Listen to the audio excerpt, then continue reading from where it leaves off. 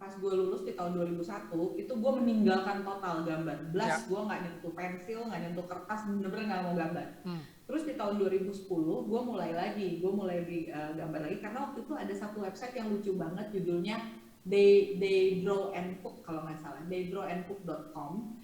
Mereka tuh bikin kayak semacam featurette gitu, kayak semacam galeri online yang mana kalau lo lagi masak misalnya, you draw the recipe. Dan itu menurut gue lucu gitu, dan mulailah angkat pensil lagi, mulailah gambar-gambar lagi. Nah, tapi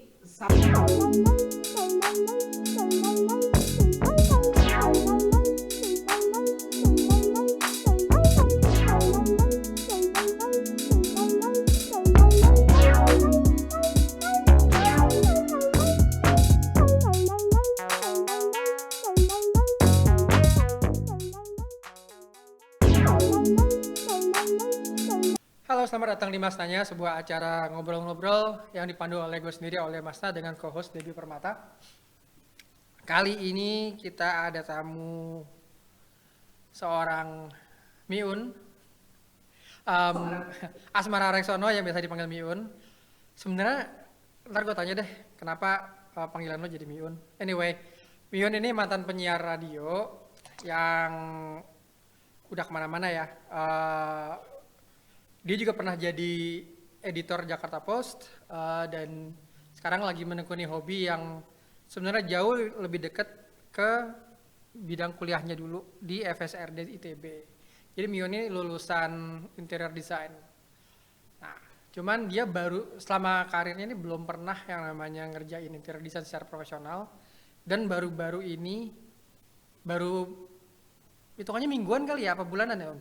Mulai oh, bentar baru mulai menekuni lagi yang namanya interior design. Oke. Apa yang membuat lo tertarik lagi ngerjain seni apa ya? Seni menggambar ini, Om? Thank you Mas, thank you Debbie sudah diundang ke acara yang keren ini. Jadi jadi sebenarnya kalau gambar itu kan gue dari kecil ya emang suka gambar, makanya kuliahnya FSRD lah gitu ya. Terus sudah gitu entah kenapa, bukan entah kenapa sih sebenarnya. Jadi waktu kuliah tuh gue nggak pinter secara akademis ukurannya ITB ya gitu. Jadi gue termasuk mahasiswa yang tadinya pengen masuk desain grafis karena di tahun 96 saat gue kuliah tuh yang ngetren tuh jurusannya desain grafis. Jadi gue pengen tuh masuk situ. Terus karena anak baru notek ya gitu, baru dari Jakarta, di Bandung ngekos sendiri kan bawaannya pengen party-party, hura-hura gitu kan. Jadi banyak hura-hura, banyak party-party, jadi gue nggak konsen tuh belajarnya gitu. Nah, di ITB itu waktu zaman gue nggak tahu sekarang, tapi zaman gue tuh kita ada tingkat satunya bersama namanya TPB, tahap persiapan bersama. Nah, di situ jadi lu nggak bisa masuk, lu bilang lu mau langsung masuk jurusan apa, nggak bisa. Jadi lu masuk ke FSRD ya, tapi habis itu lu digodok di tingkat 1, terus habis itu nanti dilihat yang nilainya gede, itu bisa masuk ke jurusan yang dia pengen.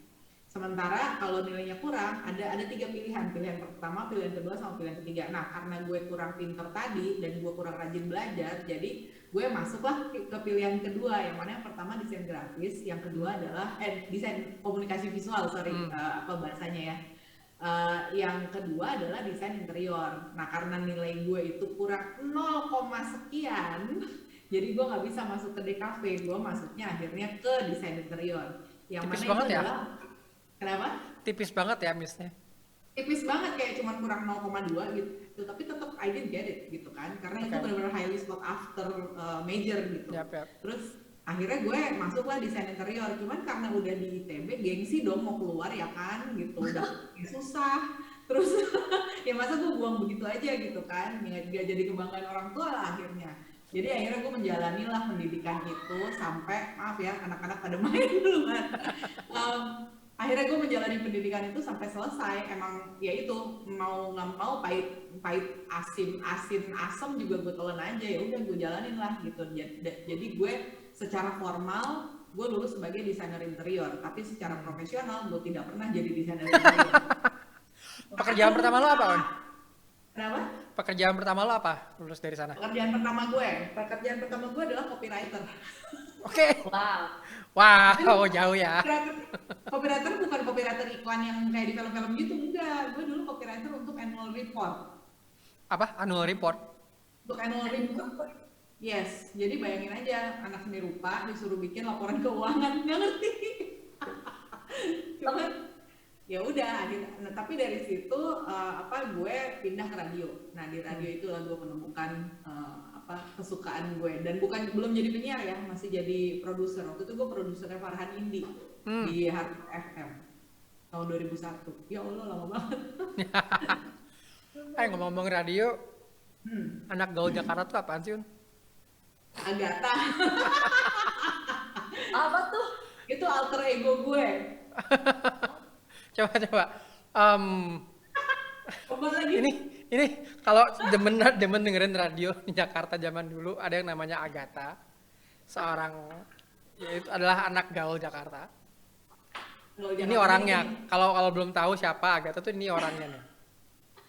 Jadi Suara, muka orang di balik suara itu jelas ya. Parah. Jadi waktu masuk Motion Radio tuh kan gue siaran sama Ari Daging kan. Terus udah gitu kita berdua tuh dituntut untuk menciptakan berbagai karakter gitu. Dan karakter-karakter ini tuh punya ciri khas. Jadi gue punya Agatha, punya Mbak Kayu Trinding, terus punya si Telur, sama siapa lagi, banyak lah. Terus si Daging punya Pak Polisi, punya siapa gitu. Nah, si Agatha ini rupanya yang paling diminati sama rekan-rekan pendengar gitu ya. Karena ngomongnya tuh kalau zaman sekarang tuh jaksel banget, ya kan? Kalau zaman dulu kita belum tahu istilah jaksel, maksudnya nggak ada gitu. Tapi kalau ada tuh ngomongnya tuh yang kayak, jadi kan papi gue kan baru dari Amerika gitu ngomongnya. Itu tuh cara ngomong begitu jadi kayak ya berarti kalian ya. itu jadi signature ngomong anak-anak kecil zaman dulu tuh. I was jaksel before you Kan? was cool. Itu Agatha tuh gitu. Berapa early 90s I think. Itu Early 90s, ya. That's such early 90s. itu geli banget tuh kalau denger orang-orang ngomong begitu kan. Dan itu gara-gara lu ya. Geli-geli dulu juga kita to a certain extent kita ngomongnya kayak gitu loh. Itu gue ngambil karakter itu tuh dari Clueless, dari Alicia Silverstone. Iya. Ya kan? Peak 90s. Mid 90s. Anyway, ntar kita bahas lebih jauh deh urusan cerita-cerita di radio lo. Tentang artwork, apa yang ya seperti lo bilang tadi kan, lo punya hobi udah lama nih sebenarnya dari kecil ya, hobi gambar gitu. Tapi kan mungkin baru berapa tahun ini lo mulai menekuni kembali kerjaan seni menggambar ini, dan beberapa kali dikontak brand untuk kerjasama. Yes. Dan lo jadi sangat menekuni ini sekali gitu. Jadi ya bisa jadi dibilang salah satu pemasukan receh-recehan lo lah gitu. Amin ya Allah, dibilang baca amin. Jadi apa yang mendorong lo untuk kembali gambar lagi? Oke, jadi gini, sebenarnya gue kembali gambar lagi tuh udah lama, Mas. Nah, jadi kan dari pas gue lulus di tahun 2001, itu gue meninggalkan total gambar. Gue nggak nyentuh pensil, nggak nyentuh kertas, bener-bener nggak mau gambar. Terus di tahun 2010, gue mulai gambar lagi, karena waktu itu ada satu website yang lucu banget, judulnya They Draw and Cook, kalau nggak salah, theydrawandcook.com. Mereka tuh bikin kayak semacam featurette gitu, kayak semacam galeri online yang mana kalau lo lagi masak misalnya, you draw the recipe. Dan itu menurut gue lucu gitu, dan mulailah angkat pensil lagi, mulailah gambar-gambar lagi. Nah, tapi sampai tahun 2010 sampai sekitar tahun 2018 tuh gue emang bener-bener gambarnya casually aja, emang karena gue kalau isi waktu luang aja gue gambar-gambar gitu kan. Terus mulai 2018 gue punya lebih banyak waktu gitu ya, dan resources. Akhirnya gue jadi lebih sering gambar. And that's when I decided, kayaknya gue pengen bikin account Instagram yang khusus artwork gue deh gitu, biar gue nya lebih fokus gitu kan. So I didn't know, gue pertama kali nggak tahu bahwa gue akan menekuni ini secara profesional secepat ini ya. Tadinya soalnya gue kalau ditanya sama orang-orang gitu, lu mau gambar kayak gitu buat apa sih? Gue bilang I wanna do this full time eventually. gue bilang gitu. Pada akhirnya gue maunya full time gambar doang. Tapi kan omongan kayak gitu ya, kita realistis aja gitu dengan keadaan sekarang, ekonomi saat ini gitu ya. And I'm talking this is about before the pandemic gitu. Sebelum pandemi aja gue udah mikirnya emang realistis ya gue ngomong kayak gitu. Tapi hey, ngomong mah ngomong aja, kalau kejadian mah syukur gitu kan. Terus akhirnya mulailah gue yang sering menggambar, memenuhi portfolio gue di Instagram, bikin portfolio sendiri gitu. Terus abis itu datanglah pandemi ini gitu. Dan seperti kita semua tahu, kalau orang introvert dikurung di satu tempat, jadinya produktif gitu kan. I am an awfully jadi gue tuh emang tampil, gue dulu stand up comedy segala macam, gue tampil banget anaknya dulu, tapi makin kesini tuh gue emang makin inwards gitu, dan emang bakat itu udah ada dari lama ya gitu. So as an introverted person yang bener-bener introvert ternyata gitu ya, gue malah flourish banget di keadaan kayak gini gitu, di keadaan orang-orang tersiksa nggak bisa keluar rumah, gue jadi bikin macam-macam Mas Nak. Jadi gue bener-bener punya waktu banyak. Jadi orang-orang kalau lunch break mungkin take a nap atau apa di rumahnya selama WFH gitu ya, gue gambar.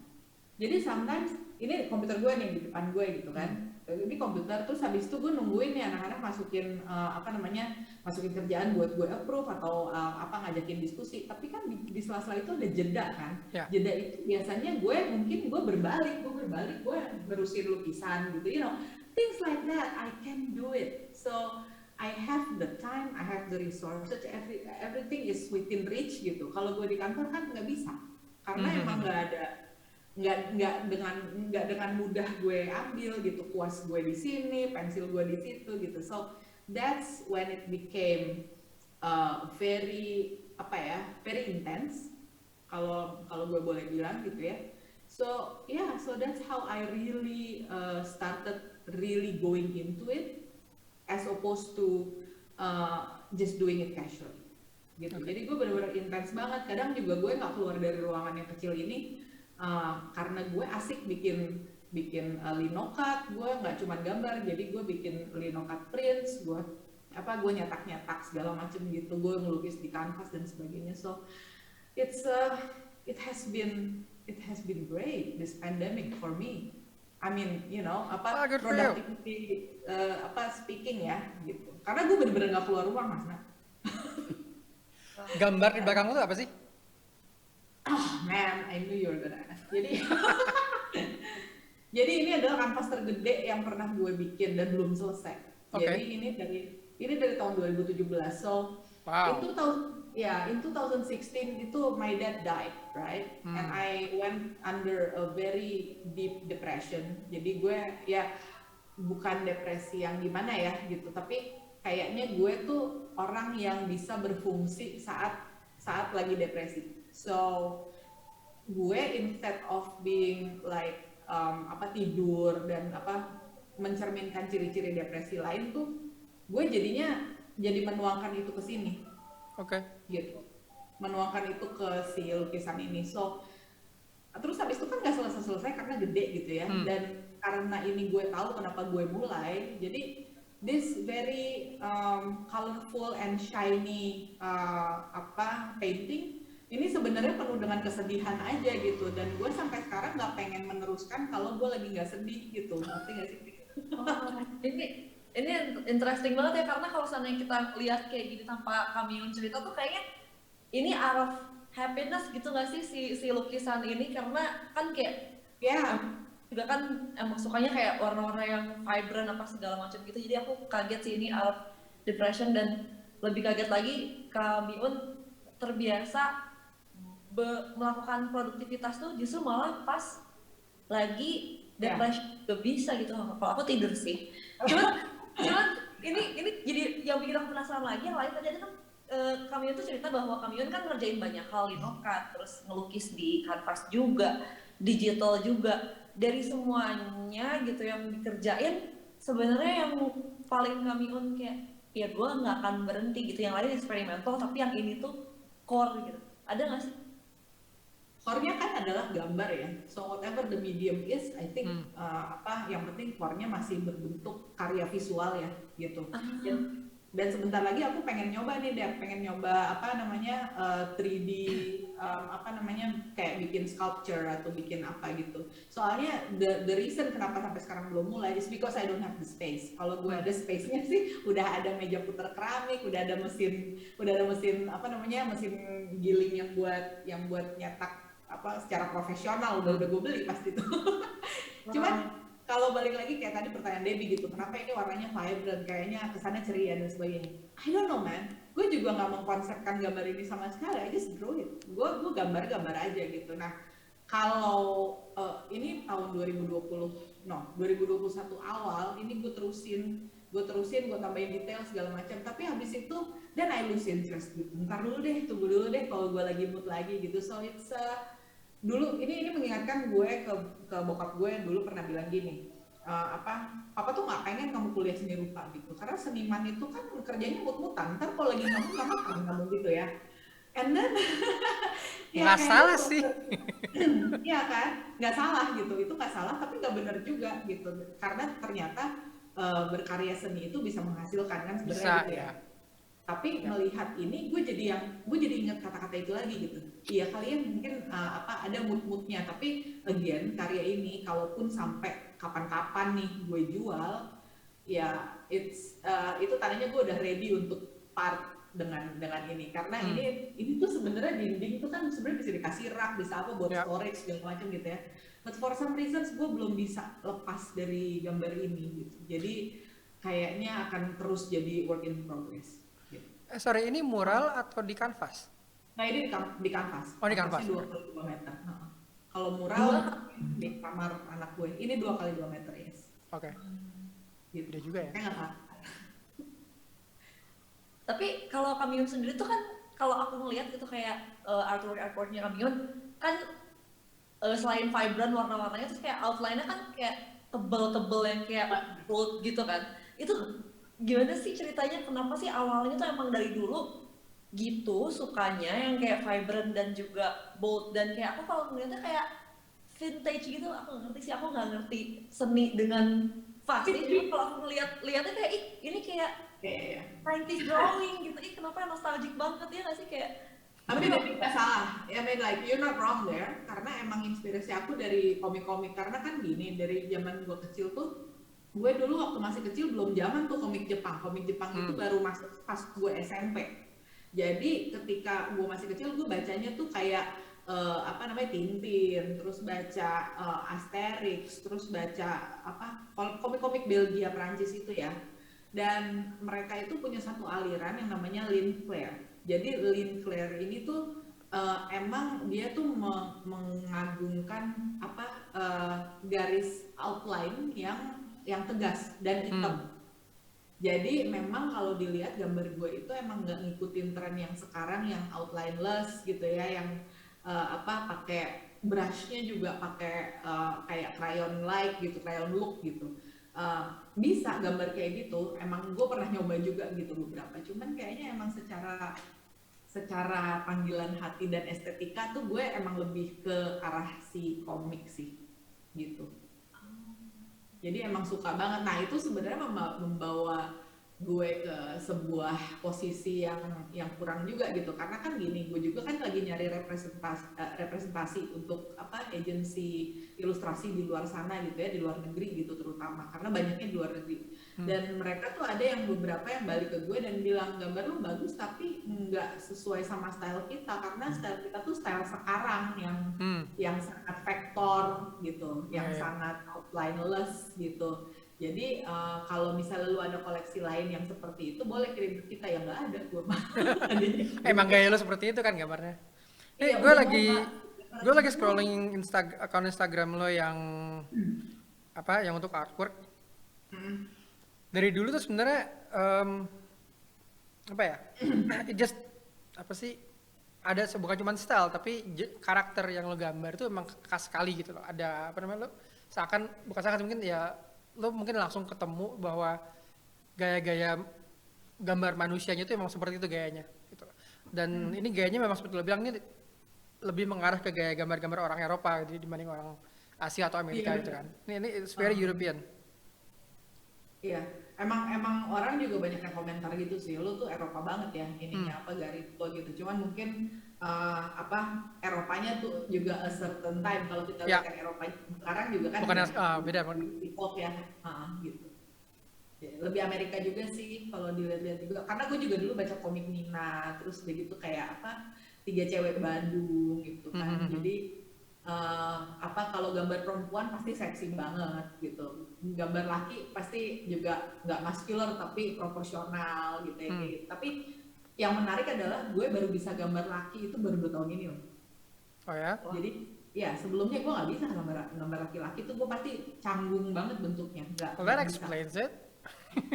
Why explain that why. Oh ya, karena dari dulu kalau gambar selalu gambar perempuan gitu. Yang apa Iya namanya? iya iya Kalau apa true. bukan I guess portfolio yang lo Iya kerjain dulu tuh hampir semuanya perempuan gitu, dan emang bener baru berapa waktu ini, berapa tahun ini mungkin gambarnya laki apa ada laki-laki iya dan karena gini, gue pengen gambar gue tuh inklusif gitu loh. mhm, Oh, jadi gue pengen bisa gambar manusia dengan berbagai formnya. Gue pengen bisa gambar laki-laki, gue pengen bisa gambar perempuan. ya Apa yang laki-laki dan perempuan ini juga dalam berbagai karakter, warna kulit, bentuk rambut gitu, facial features gitu. Jadi sekarang gue memang lebih memperhatikan ya, karena kalau kita lihat laki-laki di Indonesia itu nggak se-diverse itu loh, oh nggak ya seaneh-aneh itu. Iya, kayak rambut gitu ya. Kalau kita pergi ke Eropa atau kita pergi ke negara 4 musim, itu tuh rambutnya jauh lebih aneh-aneh gitu, jadi jauh lebih gede, jauh lebih apa, facial hairnya juga jauh lebih banyak. Di Indonesia nggak terlalu seperti itu karena mungkin tropikal gitu kan, kita hmm. panas kalau banyak facial hair atau rambutnya terlalu tebal gitu. Nah, hal-hal seperti itu gue jadi observant banget sekarang gitu, apalagi terutama buat laki-laki, karena kalau perempuan ternyata di negara 4 musim sama di negara tropis sebetulnya sama aja, cuman kita bisa main di fashion. Hmm. Itu yang beda dengan laki-laki gitu. Kalau laki-laki kan beardnya aja udah fashion sebenarnya Laki-laki nggak kayak mainan gitu. fashion Main fashion, cuman nah itu again, kalau kita ke negara-negara Eropa laki-lakinya jauh lebih fashionable daripada Indonesia. karena Di masang layer lebih Indonesia gampang daripada iya nyari benar. gaya yang iya, satu tapi dua layer nggak doang. tapi nggak cuma layer doang, mereka lebih berani main warna loh mas. Lu berani nggak pakai celana warna pink? Nggak kan? Belum, gue Belum belum kan? seberani itu.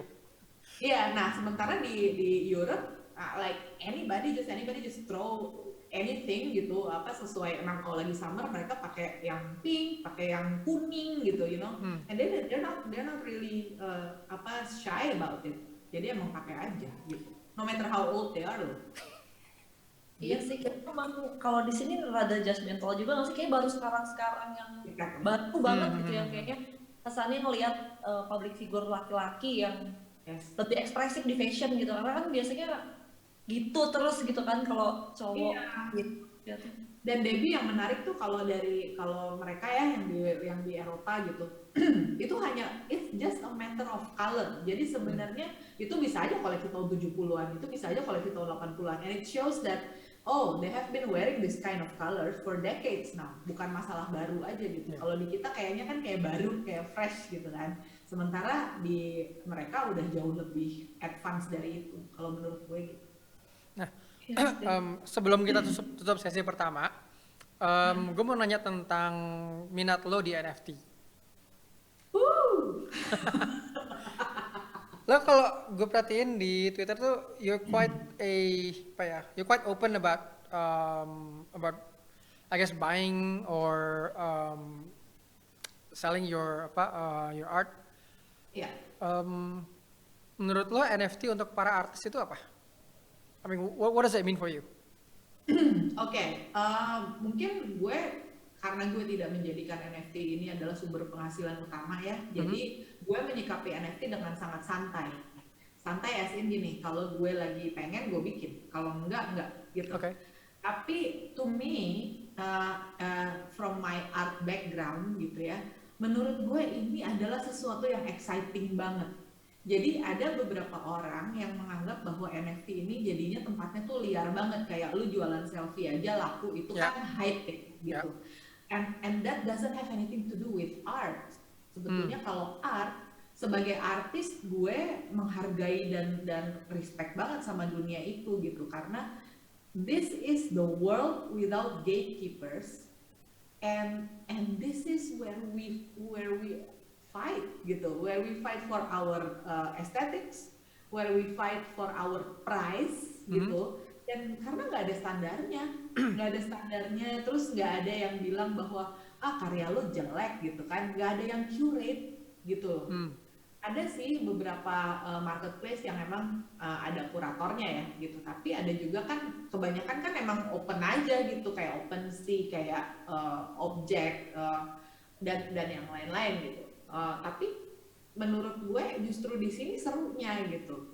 Jadi kita harus bisa melihat bahwa NFT ini seru. Jadi kalau misalnya lo nggak laku di NFT, ya nggak apa-apa gitu, karena maybe your market is not there. Ya sebenarnya sama aja sih kayak kita jualan di pasar ya gitu.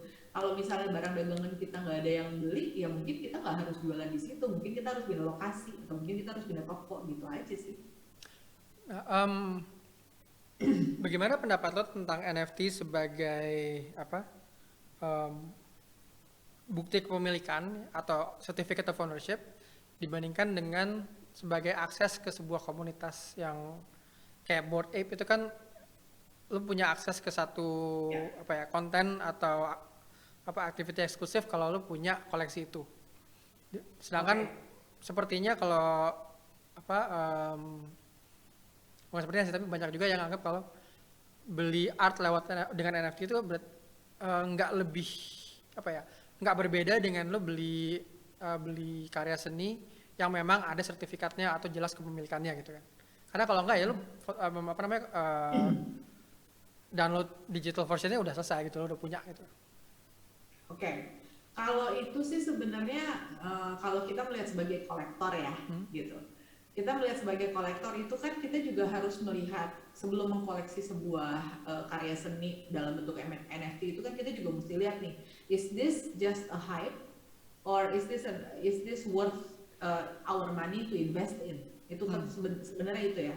Cuman karena memang sangat naik turun, this is a very volatile environment, right? Gitu. Walaupun yang namanya crypto itu kan emang volatile banget, dan menurut gue NFT as a part of the crypto world sebenarnya tidak jauh beda gitu.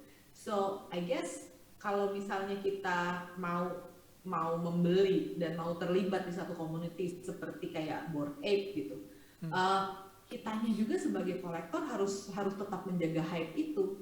So our collection still matters gitu. It is the difference kalau kita beli satu karya sebuah artis and then we keep it in our home gitu. Itu bedanya gitu. Jadi yang kita punya kalau kita beli karya fisik seorang seniman dan kita simpan, kita pajang di ruangan pribadi kita gitu, it is still valuable, tapi itu sifatnya sangat personal. Yeah. Tapi kalau di NFT menurut gue, kalau kita punya satu Bored Ape misalnya worth $1,000 misalnya ya, gitu, you don't even have to show it di setiap postingan sosial media lo. Orang juga tinggal ngintip wallet lo juga tahu kalau lo punya itu, gitu. Dan buat gue itu tidak bisa disamakan sih dengan kepuasan memiliki karya seni fisik, karena kepuasannya berbeda gitu. Karena I know some of my friends yang juga kolektor karya seni fisik dan dia juga koleksi NFT juga gitu.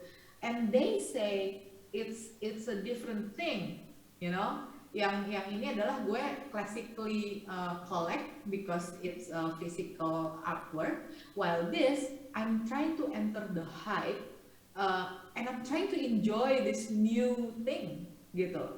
Dan gue pikir semua alasan yang orang ajukan untuk sebagai dasar mereka koleksi apapun is valid, you know, because it's theirs, it's their reason, it's theirs and it's theirs to be proud of gitu. Dan itu adalah bentuk dukungan juga buat kami para seniman gitu kan. Oke. Gitu. So it's all good for me. Everything is good. Because I do collect NFT as well. Alright, segitu dulu ya untuk bagian yang pertama. Kita tutup dulu bagian pertama ngobrol-ngobrol bareng Miyun. Nanti kita lanjutin ke bagian kedua, di mana kita akan ngobrol lebih banyak tentang perjalanan karir atau mungkin minat dan apa ya? Ya kehidupan profesional Miun lah. Sejak dia lulus dari ITB sampai sekarang. Oke, thank you untuk yang udah nonton. Kita ketemu lagi di bagian kedua. See ya.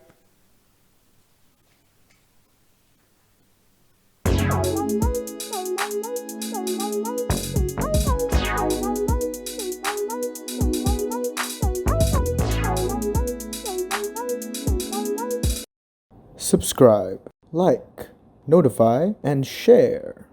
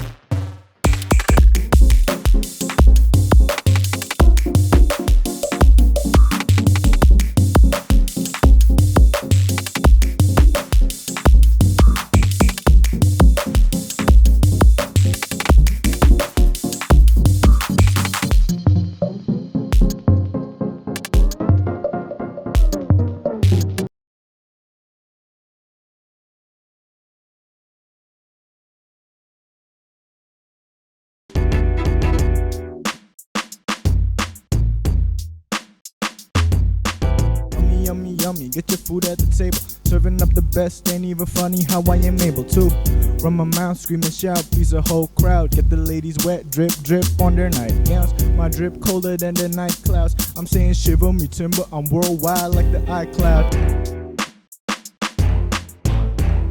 You'll always be my day one,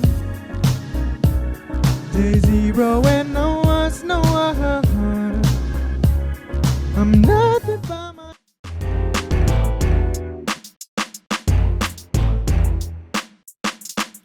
Are you feeling it? The groove moving through your feet. Keep it simple like the ABCs. Can you feel it yet? Got you bouncing off your seat. Keep it going like 1, 2, 3. Come and breathe it in. Leave your worries at home and get entranced by the melody.